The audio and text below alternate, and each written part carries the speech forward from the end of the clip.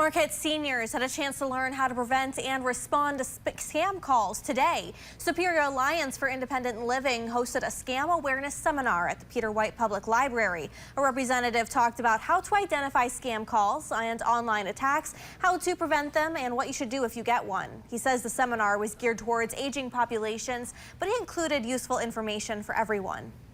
Scam calls, emails, texts is almost an epidemic, and it's something that all of us experience. Now, the organizer says one important thing to remember when dealing with scammers is to trust your instincts. He says if something seems fishy, don't engage with it. Instead, report it to the agency or business the scammer is pretending to be.